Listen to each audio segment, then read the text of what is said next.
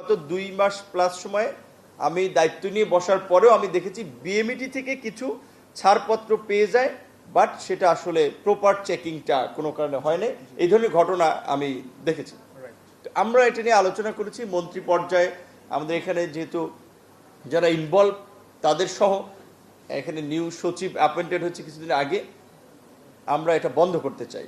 তারপর আমাদের যে ওয়েজার্নার্স বোর্ডের ডিজি উনি তো এখানে আছেন, বিএমইটির ডিজিও নতুন হয়েছে, ওনাদেরকে আমরা পরিষ্কারভাবে বলেছি যে এই দায় এবং এই অপবাদ আমরা নিতে চাই না। আপনি বলছেন যে আমরা একটা ইয়ং মানুষ, আমাদেরকে তো রাজনীতি করতে হবে, হ্যাঁ, সো সামনে তো আবার জনগণের কাতারে দাঁড়াতে হবে। তখন তো জনগণ বলবে ভাই তুমি দায়িত্ব ছিলে, ওই একই কাজ হয়েছে। তো আগে বিএমইটির রেগুলার যে কার্ড আপনার সব কিছু কমপ্লিট করার পরেও ওখান থেকে বের করতে 5,000, 7,000, 10,000 টাকা দিতে হয়, এখনো টুকটাক হচ্ছে। তাহলে এটা তো আমাদের দায়।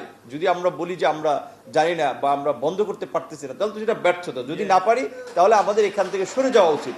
এবং অবশ্যই যেটা আমরা প্রথমে তো একটু বুঝতে হয় আসলে এখানের কাজটা কি।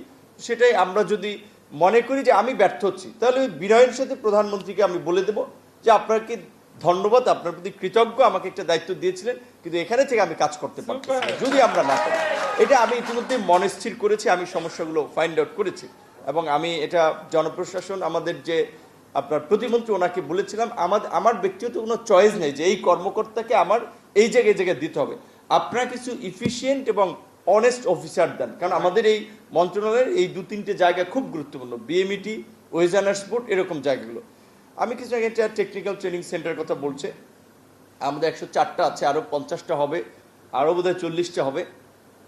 এটা মনে হচ্ছে যে গভর্নমেন্টের আসলে ওই যে অনেকে ক্রেডিট নেওয়ার জন্য একজন এমপি কিংবা একজন সচিব হাই লেভেলের মানে সরকারি কর্মকর্তা তার এলাকায় একটা প্রতিষ্ঠান নিয়ে যাচ্ছে, ওই প্রতিষ্ঠানটা ওখানে প্রয়োজনীয়তা আছে কিনা সেটা যাচাই বাছাই করে না। প্রকৃত অর্থে 110টা ট্রেনিং সেন্টার থাকলেও অনেক জায়গায় ট্রেনিং সেন্টার আছে, ট্রেনিং করানোর লোক নেই, কিন্তু ওখানে হচ্ছে।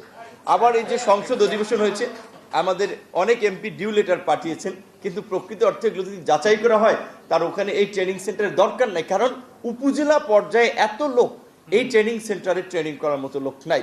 তারপরেও দেখা যায় আমাদের অনেকে পলিটিক্যাল বিবেচনা, বিভিন্ন তদবির, সুপারিশ ক্ষেত্রে দিতে হয়, যাই হোক সেটা হবে। কিন্তু আমরা এখন চেষ্টা করতেছি যে যেইগুলোতে চাহিদা আছে, যেই ট্রেনিং সেন্টারগুলোতে, সেটাকে আরও সুসজ্জিত করে সেটার ফ্যাসিলিটি আরও বাড়িয়ে আমরা বিশেষ করে মাননীয় প্রধানমন্ত্রী এই বিষয়ে সুস্পষ্ট একটা দিক নির্দেশনা আছে। আমরা ওনার সাথে 4টা মিটিং করেছিলাম এই বৈদেশিক কর্মসংস্থান নিয়ে, সেখান থেকে বেশ কিছু আলাপ আলোচনা, পর্যালোচনা আছে যেগুলো আমরা একটা বাস্তবায়নের প্রক্রিয়ার মধ্যে চেষ্টা করি।